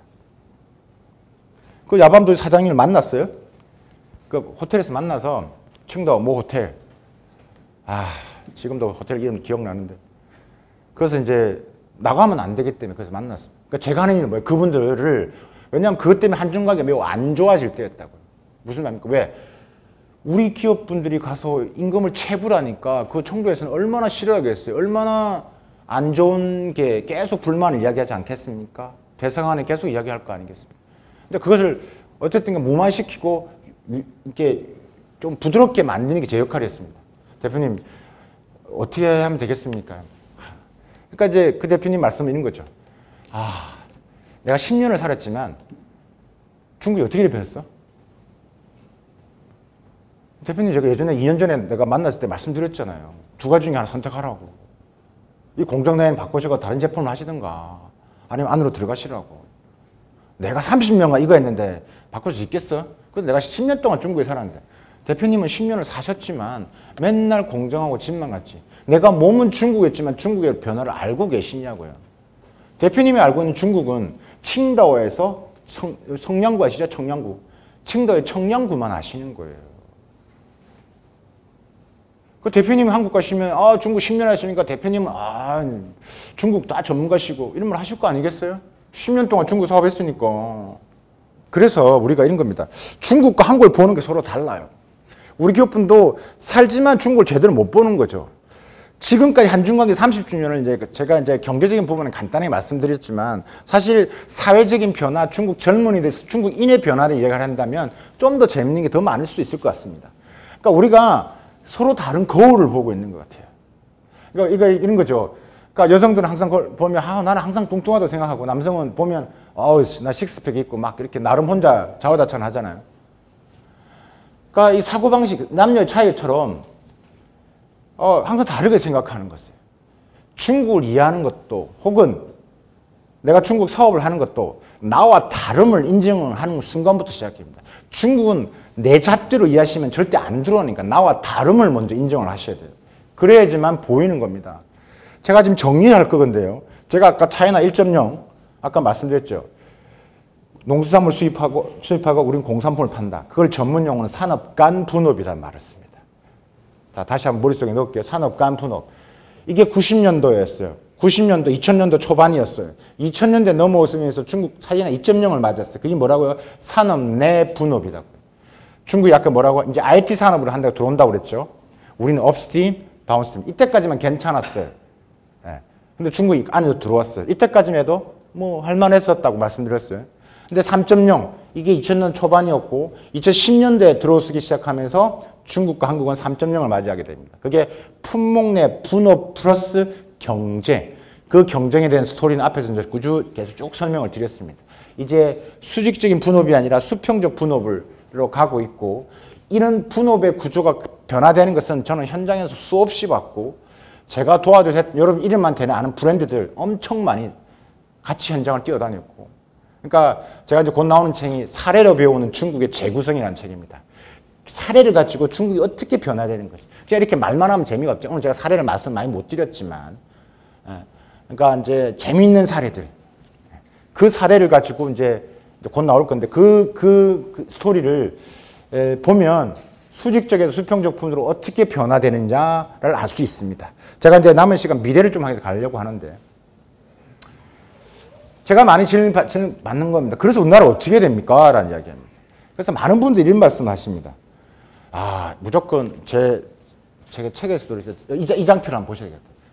제가 책에서도 그려놨던 건데 공산당이라는 이 플랫폼 하에서 이 각각의 혁신들이 좀 뭉쳐지는 하나의 빅피쉬가 있죠. 엄청난 빅피쉬죠. 우리는 이제 스몰 피쉬입니다. 제가 스몰 피쉬의 장점을 좀 최적화라 이런 말씀을 드리는데 지금 그렇게 하면서 할 수 있는 것은 스몰 PC를 할 수 있는 건 결국은 우리가 빨리 가는 거고 중국이 지금 반도체 굴기를 한다고 했지만 시간이 걸리지만 다른 영역에서는 지금 많이 올라오고 있기 때문에 우리가 지금 할 수 있는 미국과 중국에 비해서 할 수 있는 역량은 한국적인 부분에서는 일단 우리가 지금 잘하는 것을 먼저 잘해야 됩니다. 그러기 위해서 많은 사람들이 이런 말을 합니다. 한국에서는 R&D 경쟁력을 더 키워야 된다. 이 스몰 PC를 더 앞서가기 위해서는. 근데 R&D 경쟁력을 다 키운다. 근데 이거는 R&D 경쟁력 앞으로 중국한테 저는 안 될 거라고 봅니다. 그 이유는 뭐냐면 R&D는 사람과 돈의 싸움입니다. 중국 인적 자원도 많습니다. 돈 많습니다. R&D 경쟁력이 아니라 저는 혁신의 경쟁력으로 생각합니다. 우리가 중국을 잘할 수 있는 게 혁신입니다. 창의고 혁신 경쟁력입니다. 근데 이 혁신 경쟁력을 잘하기 위해서는 제일 중요한 것은 아직까지 대한민국에 많은 규제가 있습니다. 규제 풀어야 됩니다. 대표적인 사례 하나 말씀드려 볼게요. 이거하고 마무리할 건데 로봇 산업입니다. 여러분 아시겠지만 예전에 대구 지하철 3사 할 때 우리 지금 소방관이 불행하게 돌아가셨죠. 이때 어떤 일이 나왔냐면 야 소방용 로봇을 만들어서 이런 일을 다시 이상 벌어지지 않도록 하자. 예산 최소 연구시키자. 오케이. 그래서 연구를 시작했습니다. 연구 다 했습니다. 근데 그러다가 여러분 아시겠지만 계속 했는데 그게 계속 실행이 안 됐어요. 왜? 규제에 막혀서. 여러분 잘 아시죠? 어떤 일이 있었습니까? 쿠팡 물류 사건 때 또 소방 또 들어가셨죠. 이미 다 투입을 할 수 있었는데도 현장에 투입할 수 있는 수가 없었다고요. 지금 정부에서 마찬가지 이런 말을 합니다. 여러 정부, 그러니까 대한민국을 4대 로봇 강국으로 만들겠다는 말을 하고 있습니다. 근데 하고 있는데 제가 이런 말을 하면 또 사람들이 뭐 안 믿을 것 같아서 저는 항상 객관적으로 이야기합니다. 김진호 교수라는 분이 있습니다. 이분이 이제 전 정부에서 어쨌든 국가지능 로봇 실무위원장. 그러니까 정말 한국에서는 로봇 산업 부분에서의 넘버원이라고 말씀할 수 있고 할 수 있는 분이죠. 그러니까 이제 로봇계의 노벨상이라고 하는 이 조셉 앵글버그상을 수상하신 분이 바로 김진호 교수입니다. 근데 이분이 이런 말씀을 했습니다. 대한민국이요. 세계 최고로 아마 로봇 규제가 많은 나라일 겁니다. 그런데 무슨 세계 4대 로봇 강국으로 가죠? 멍했습니다, 저는. 우리가 혁신 경쟁을 하지 않으면 지금 이걸 힘든 거예요. 아무리 빨리 가려도 이걸 빨리 가려는 속도를 만들어주지 않으면 안 된다는 것들이죠. 한중관계 지금 미래를 지금 이야기를 하고 있는데 그래도 우리가 10년 전 아까 차이나 2.0 시대에는 조금은 앞서갔습니다. 앞서간다는 개념이 뭐냐면 미래 신성장 동력 산업을 이야기할 때 한국이 이야기하는 이 과거의 정부 10년 전 정도 됩니다. 한 8, 9년, 10년. 그 당시 때 우리나라 정부에서는 미래의 먹거리 산업들 이야기했고 중국은 7대 신성장 산업이라는 걸 이야기했습니다. 이때 거의 중복되는 게 그래도 한 60% 정도 됐습니다. 미래의 먹거리. 중국이 이제 2.0에서 3.0으로 들어오기 전이었어요. 3.0으로 들어오기 시작하고 2020년도 그죠? 들어오기 시작하면서 이제 특히 코로나를 맞이하면서 이제 우리가 한국판 뉴딜을 이야기하고 중국도 중국판 뉴딜을 이야기합니다. 그러니까 뭐 보시면 여기에 들어오시면 거의 뭐 80% 이상이 다 중복되어 있습니다. 그러니까 같은 영역을 두고 계속 같이 이제 부딪힐 수밖에 없는 구도에 있는 것들이죠.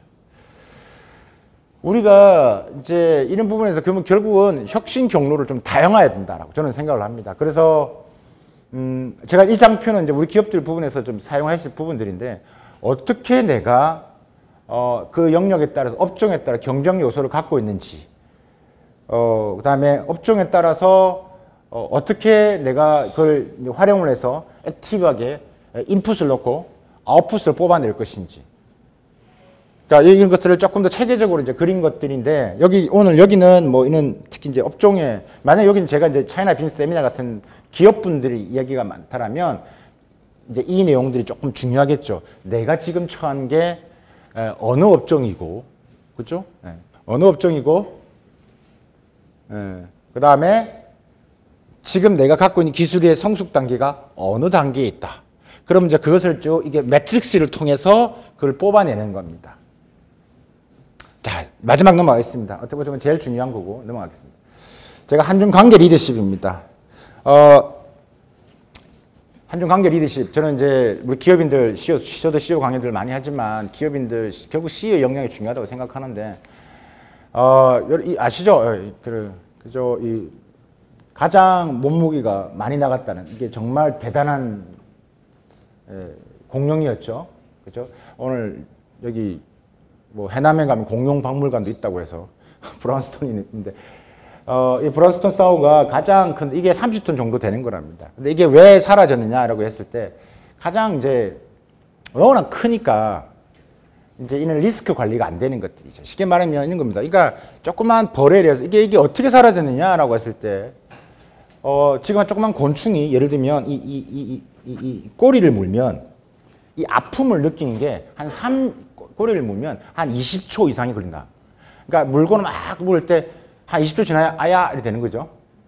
그죠? 근데 배까지 오고 내가 머릿속 아프다고 느낄 때는 이제 한 10초 지나야지 아야 이렇게 되는 거죠. 그러니까 지금 제가 볼 때 한중 관계 부분에 있어서는 이런 것 같습니다. 한참 통증이 지나서 오는 것 같습니다. 그 통증을 좀 빨리 알아채리고 먼저 나가야 되는 게 결국 한중 관계 리더십이고 혹은 경영자가 하셔야 될 일입니다. 근데 그런 리스크북이 아니면 앞으로는 더 힘들 수밖에 없는 것들이죠.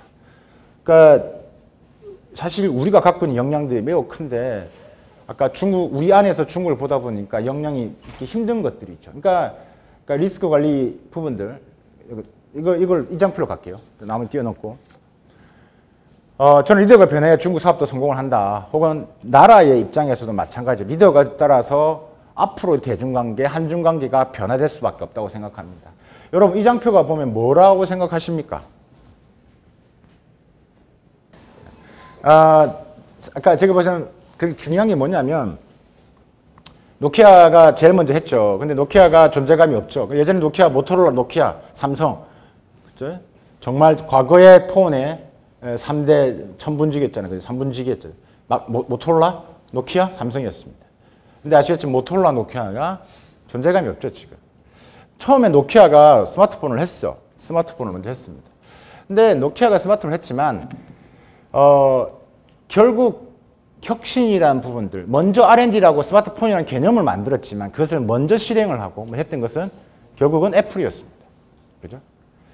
그러니까 이제 애플은 이제 리딩으로 갔던 부분들이 큰 거고, 그러니까 이제 머리를 붙잡고 있는 게 노키아였고, 삼성이 지금 애플을 왜 보느냐라는 거죠. 근데 이것을 가지고 우리가 모방이냐, 카피냐, 저게 모방입니까? 삼성이, 그러니까 애플을 본 것은 결국 있는 거죠. 그러니까 나의 장점을 어떻게 하면 최적화시킬 수 있냐. 그러면 저걸 알아야 되는 거예요. 우리가 흔히 쉬운 말 하려고 뭐 벤치마킹을 할 수 있는 거죠. 애플이 갖고 있는 장점이 나한테 와서는 어떻게 변화되는지. 그러니까 이제 그런 우리가 애플의 이 사진 한 장이 정말 많은 의미를 지금 드리는데, 그러니까 어떻게 제가 중국 CEO들 강의할 때, 중국 기업인 대상할 때 이 한 장을 가지고 1시간을 이야기합니다. 뭐 생각나니 부터 해가지고. 그 대답한 질문에서 하나하나씩 바꿔주는 역할을 하거든요.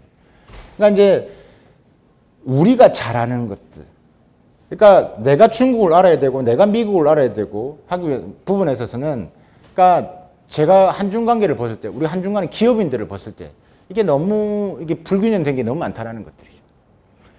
그래서 결국은 지금의 삼성도 저는 리더의 역할이라고 저는 보는 거고, 애플도 마찬가지고, 결국 이 노키아의 CEO와 애플의 CEO와 삼성의 CEO의 역량에 따라서, 그 결정에 따라서 지금의 판국이 나눠진 겁니다.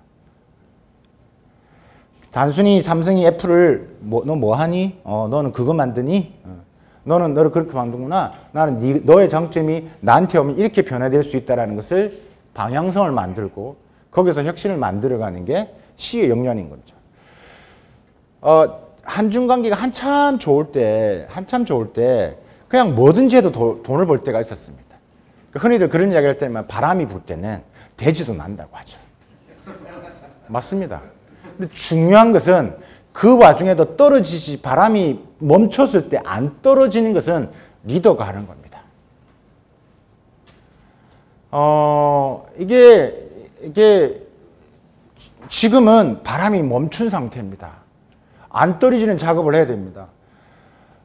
제가 이제 그래서 우리가 현지화 이야기를 할 때 이런 말을 많이 합니다. 시간이 제가 10분에 끝내겠습니다. 자, 그럼 마무리하겠습니다. 퇴근해야 된대요. 그러면 현지화 경영, 그래서 이제 몇 장 안 남았는데 제가 이제 현지화 이야기를 많이 하는데, 현지화 이야기는 이런 겁니다. 현지화 경영과 전략인데, 전략은 한중 관계에서 이런 거였습니다. 전략은 매우 짧은 겁니다. 그 다음에 단기적인 겁니다. 경영은 장기적이고 가치가 있는 겁니다. 이걸 이렇게 하면 말이 이해가 잘 안 되시죠? 예를 간단히 들어볼게요. 그러니까 매니지먼트와 스트래티지는 다르다. 자, 현재와 경영은 농심의 사례를 가지고 접근하면 이런 겁니다. 농심이 저번에 중국에 갈 때는 모두 사람들이 실패한다고 그랬습니다. 왜요? 왜 실패한다고 그랬습니다. 중국 사람들은 굵은 면발, 중국 사람들은 라면을 끓여 먹지 않아. 라면을 뿌려 먹어. 정말 그랬습니다. 봉지라면도 그냥 먹는 게 아니라 봉지라면도 뜯는다. 냄비에 넣는다. 뜨거운 물을 붓는다. 뚜껑 닫는다. 그리고 3분의 1 먹습니다. 그게 중국의 라면 문화였습니다. 그러니까 중국 라면은 굵지가 않았습니다.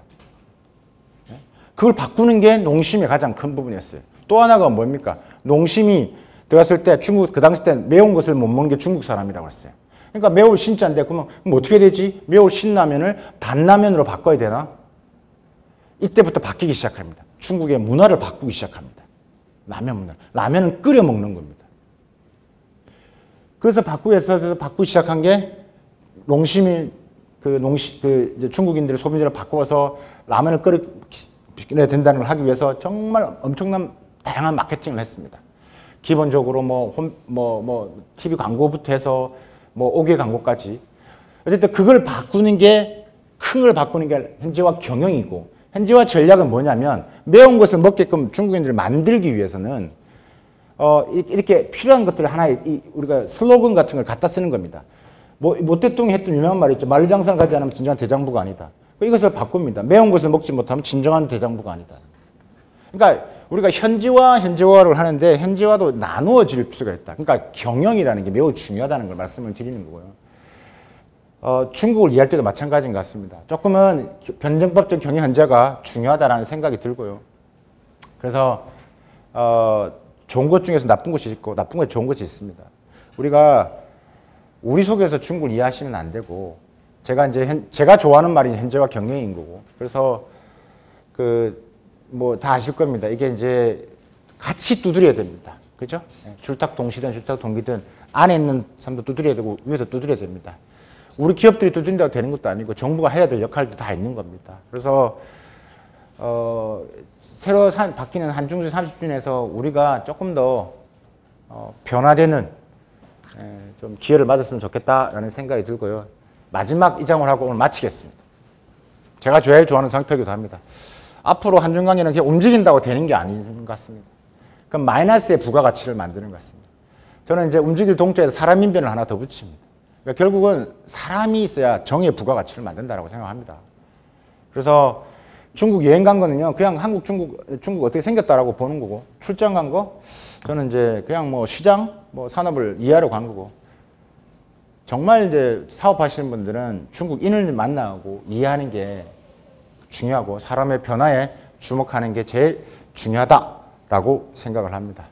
시간이 다 돼서 그래서 제가 그 인문학 저도 열심히 경영 인문학을 하려고 하고 제가 개인적으로 김현수 교수님을 존경하는 이유는 제가 중국의 높은 사람도 많이 만나보고 현장을 많이 돌아보지만 높은 사람 만나면 전부 다 인문학 이야기입니다. 그들이 쓰는 중국어가 일반적인, 그러니까 저는 항상 얘기하는데 스트리트 차이니즈가 있고요. 중국 서민들이 하는 중국어가 있고 높은 사람이 하는 중국어는 전혀 다릅니다. 시진핑의 속내를 알려면 인문학이 바탕이 안 되면 그 사람의 마음을 깨뜨릴 수가 없습니다. 그러니까 저도 공부하는 사람. 결국 지금 뭐 제가 명자님 이런 부분들 교수님께서 많은 말씀을 많이 해주셨겠지만 결국 뭐 천시실이 인화라는 부분들 결국 이 사람의 가치주의미 경영지시 매우 중요하다고 보고요. 진짜 마지막 페이지네. 여러분 여기 계시면 다 승리할 수 있어야 되는데 이 승리영자 중국어로 이인이라는데 정말 이자 좋아합니다. 매우 복잡하지만 이 승리영자가 보시면 아시겠지만 다 5가지 의미로 다 구성이 되어 있습니다. 그래서 결국은 이제 무엇을 희생을 해야 되는 건지 그 다음에 어떻게 나의 역량을 알리는 작업을 어떻게 해야 되는 것인지 그게 어떻게 우리가 흔히들 말하는 이게 쌓여져야 되는 건지 구축되어야 되는 건지 그래서 내가 행동, 액션을 어떻게 만들어 해야 되는 것들이지 그렇죠? 그 다음에 이제 그런 부분들에서 가장 어떻게 보면 그런 자원들을 내가 어떻게 정합하는 것인지 여기 계신 분들은 사마천 학회 다 역할이 다르시니까 이런 자원들을 통합하는 작업이 매우 중요할 것 같습니다. 그러니까 그래서 이 사마천 학회가 좀 더 크게 이제 학교도 만들고 그러니까 영화도 찍으시고 하기 위해서는 각기 잘하는 이런 부분들을 해가지고 통합을 시켜야 됩니다. 제가 중국에서 많이 하는 건배사 중에 하나가 뭐냐면 중국어로資源整合란 말을 합니다. 자원을 통합시켜야 된다. 우리 중국 관련해서는 너무 흩어져 있는 지식들이 많습니다. 그 통합이 이루어져야지만 정말 앞으로 한중관계 지금 30년이 됐는데 미래 40년, 50년이 우리 후손들한테 떳떳해질 수 있는 가장 큰 게 아닐까라고 생각을 합니다. 그래서 이 승리영자를 마지막으로 오늘 제 강의는 마치도록 하겠습니다. 감사합니다.